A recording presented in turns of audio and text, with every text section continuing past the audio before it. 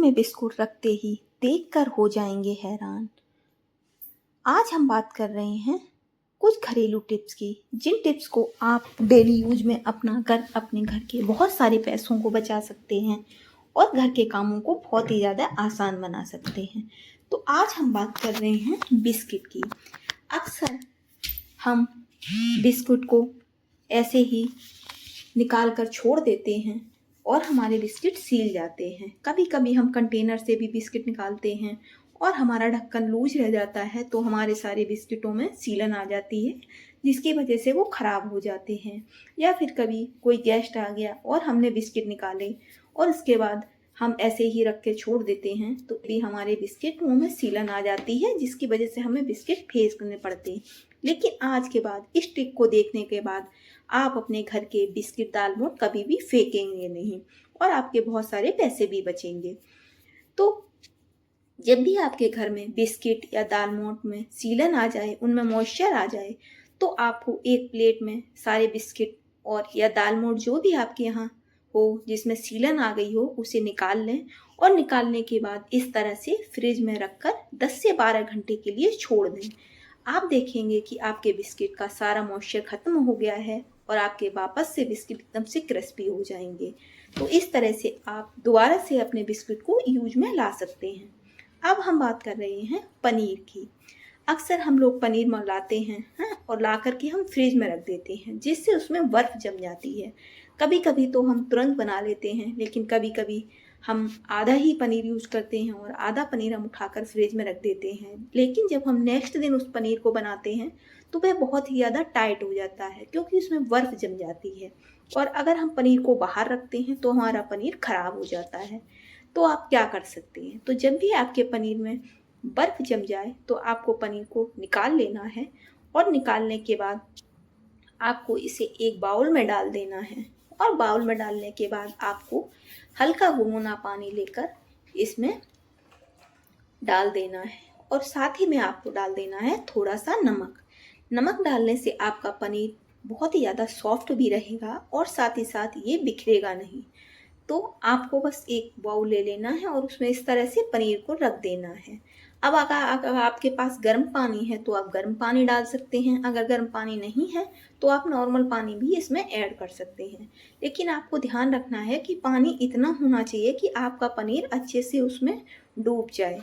और उसके बाद आपको 1 मिनट के लिए बिल्कुल मीडियम आंच पे इसे गैस जलाकर चढ़ा देना है और इसको इधर उधर से पलटते रहना है। तो देखेंगे आप कि 5 मिनट के ही अंदर आपका पनीर एकदम से वापस से सॉफ्ट हो जाएगा और ये बिल्कुल भी फिर टूटेगा भी नहीं। तो इस तरह से आप 1 मिनट के लिए पनीर को गैस पर चढ़ाकर इसको छोड़ दें और इस तरह से आपको अपने पनीर को इधर से उधर पलटते रहना है। आपको रख कर छोड़ना नहीं है, नहीं तो आपका पनीर नीचे बाउल में चिपक जाएगा। तो बस आपको 1 मिनट के लिए गैस पर इस तरह से चढ़ाना है और इसको अलटते पलटते रहना है और उसके बाद आपको गैस ऑफ कर देनी है और इसी तरह से पानी में आपको 10 मिनट के लिए पनीर को डालकर छोड़ देना है। 10 मिनट बाद जब आप देखेंगे तो पनीर आपका वापस से एकदम से सॉफ्ट हो जाएगा और अब आप इस पनीर को निकाल करके आराम से कट करके बना सकते हैं। आपका पनीर बिल्कुल भी टूटेगा भी नहीं और ये बहुत ही ज़्यादा सॉफ्ट हो जाएगा। अब चलिए हम आपको काट के भी दिखा देते हैं कि हमारा पनीर कितना सॉफ्ट हो गया है और ये कितने फटाफट से पीसेस में कट जा रहा है।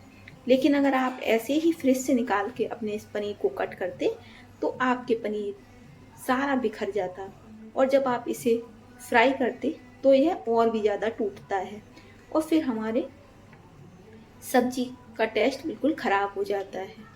तो जब भी आप फ्रिज से पनीर निकालें तो इस तरह से पानी में डिप करने के बाद ही पनीर को बनाएं, तो आपका पनीर बहुत ज़्यादा सॉफ्ट भी बनेगा और बहुत ज़्यादा ही टेस्टी बनेगा। तो जब भी आप पनीर मंगाएं तो इस तरह से उसको यूज में ला सकते हैं। ये छोटी छोटी सी टिप घर में हमारे बहुत ही ज़्यादा काम आती हैं और हमारे घर के कामों को बहुत ज़्यादा आसान बनाती हैं। अब हम बात करते हैं मटर की, कि हम ग्रीन मटर मंगाते हैं और हम फ्रिज में इसको रख कर छोड़ देते हैं।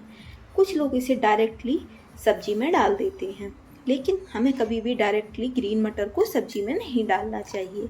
एक तो ग्रीन मटर में केमिकल लगा होता है, साथ ही साथ इससे हमारी मटर का कलर भी ख़राब हो जाता है। सब्जी में टेस्ट के साथ साथ कलर का होना भी बहुत ज़रूरी होता है, नहीं तो हमारी सब्ज़ी देखने में अच्छी नहीं लगती है। तो हम अपनी मटर का कलर कैसे बरकरार रख सकते हैं, तो इसके लिए आपको फ्रिज से मटर निकालने के बाद एक बाउल में पानी ले लेना है और उसमें अपनी मटर को डाल देना है। अब आपको इसमें आधी चम्मच नमक डाल देना है और साथ ही साथ आधी चम्मच ही आपको इसमें चीनी डाल देनी है। इससे आपकी मटर का कलर कभी भी ख़राब नहीं होगा और यह हमेशा ग्रीन ही रहेगी। अब हम बात करते हैं कि हम कभी कभी कंटेनर में जब बिस्किट रखते हैं तो हमारे बिस्किटों में सीलन आ जाती है और उसमें अजीब सी स्मेल आने लगती है। तो आप जो घर में यूज़ करते हैं ना टिश्यू पेपर, आप उसको लेकर अपने डब्बे के आसपास इस तरह से टिश्यू पेपर को लगा सकते हैं। तो आप दोनों साइड से अच्छे से इस तरह से बिस्कुट को साइड में करके टिश्यू पेपर लगा दें। टिश्यू पेपर लगाने से आपके बिस्किट में जो भी मॉइस्चर होगा वो टिश्यू पेपर खींच लेंगे और आपके बिस्किट कभी भी मॉइस्चर नहीं खाएंगे और आपके बिस्किट हमेशा क्रिस्पी रहेंगे। तो इस टिप को अपनाकर आप अपने बिस्कुट को सीलन वाले बिस्किट होने से बचा सकते हैं। अब हम बात करते हैं प्याज कट करने की। प्याज कट करने में कभी कभी हमें बारीक प्याज की ज़रूरत होती है, जिसको कट करने में हमें बहुत ही ज़्यादा समय लग जाता है और हमारा काफ़ी समय बर्बाद होता है। तो आप इस तरह का चॉपर घर पर मंगा कर रखें और प्याज के स्लाइस कट करके इसमें बड़े बड़े डाल दें। आपको सिर्फ 1 मिनट भी नहीं लगेगा, ढेर सारा प्याज आप बिल्कुल बारीक कट करके तैयार कर सकते हैं। क्योंकि अगर हमको प्याज पीसना है तो हम मिक्सी में पीस सकते हैं, लेकिन हमें जब प्याज बारीक बारीक कट करना होता है तो उस प्याज को कट करने के लिए हमें काफ़ी समय देना पड़ता है और कभी कभी हमें ज़्यादा बारीक प्याज कट करने से हमारी उंगली भी कट जाती है। साथ ही साथ जब हम मिर्च कट करते हैं तो हमारे हाथों में बहुत ज़्यादा जलन भी होने लगती है। तो देखिए हमारा प्याज कितना बारीक 1 मिनट के अंदर कट के तैयार हो गया। तो इसी तरह से आपको जब भी बहुत ज़्यादा प्याज की ज़रूरत हो तो आप कट करके तैयार कर सकते हैं। अब हम बात करते हैं कि जब भी हम चाय बनाते हैं तो अदरक को हम जब कूटते हैं ना तो वो अच्छे से कूटती नहीं है और उसका अर्क पूरी तरह से हमारी चाय में नहीं आता है। तो आप इस तरह का एक छोटा सा कद्दूकस मंगा के अपनी किचन में ज़रूर स्टोर करके रखें। उससे आप अपनी सब्जी में डालने के लिए अदरक चाहिए या फिर आपको चाय में डालने के लिए अदरक चाहिए तो इस तरह से 1 मिनट में कद्दूकस करके यूज कर सकते हैं। इससे आपका समय भी बचेगा और आपकी सब्जी में और चाय में कई गुना स्वाद भी बढ़ जाएगा। क्योंकि जब हम इस तरह से कद्दूकस करके अदरक का यूज करते हैं तो उसका पूरा रस हमारी सब्जी में और हमारी चाय में आ जाता है। लेकिन जब हम इसको कूट के डालते हैं तो वो अच्छे से नहीं कूटती है, जिससे हमारी चाय में टेस्ट अच्छा नहीं आता है। तो आप इस छोटे से कद्दूकस को मंगाकर अपनी किचन में ज़रूर रखें। अब हम बात करते हैं लहसुन छीलने की। अक्सर हम जब सब्जी में लहसुन की हमें ज़रूरत होती है तो हम लहसुन जब छीलते हैं तो कभी कभी तो हमारे नेल्स में चोट लग जाती है और लहसुन की छिकल हटते नहीं हैं, जिससे हमें बहुत टाइम भी लगता है। तो आपको एक कटोरी में गर्म पानी ले लेना है और उसमें आपको डाल देनी है लहसुन की कलियां। अब इसको आपको 10 से 15 मिनट के लिए ऐसे ही छोड़ देना है और 10 से 15 मिनट बाद जब आप लहसुन को छीलेंगे तो उसका छिकल एकदम से सॉफ्ट हो जाएगा और आप सिर्फ 1 से 2 मिनट के अंदर ढेर सारा लहसुन छील के रख सकते हैं।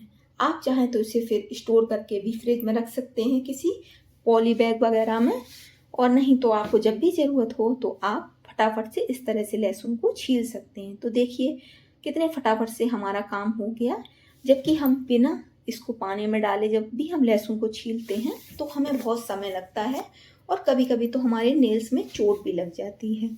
तो इस तरह से आप ढेर सारा लहसुन मिनटों में छील सकते हैं, जिससे आप अपना समय भी बचा सकते हैं। अब हम बात करते हैं टमाटर और हरी मिर्च के लिए कि हरी मिर्च हमें अक्सर ही सब्जी में डालने के लिए चाहिए होती है, लेकिन जब हम हरी मिर्च हाथ से कट करते हैं तो हमारे हाथों में बहुत ज़्यादा जलन होने लगती है। और साथ ही साथ टमाटर को भी जब हमको बारीक कट करना होता है तो हमें काफ़ी समय लग जाता है। तो इस तरह से आप चॉपर में टमाटर और हरी मिर्च एक साथ डालकर भी कट कर सकते हैं। और अगर आपको सिर्फ हरी मिर्च चाहिए तो फिर आप हरी मिर्च भी इस चॉपर में डालकर कट कर सकते हैं। आपकी मिर्च एकदम से बारीक कट के तैयार हो जाएगी, जिससे ये आपके हाथों में जो जलन वाली प्रॉब्लम है वो भी नहीं होगी और आपका काफ़ी समय भी बच जाएगा। तो देखिए हम 1 मिनट के लिए इसको चलाएंगे और हम आपको दिखाएंगे कि कितना बारीक हमारा प्याज और हरी मिर्च कट के तैयार हो गई है। तो देखिए 1 मिनट भी नहीं हुआ और हमारे 3 से 4 टमाटर 1 मिनट में ही सारे कट हो गए हैं और साथ साथ हमारी हरी मिर्च भी कट हो गई है। अक्सर हम जब मटर पनीर वगैरह बनाते हैं तो उसमें हरी मिर्च की हमें ज़रूरत रहती है। तो इस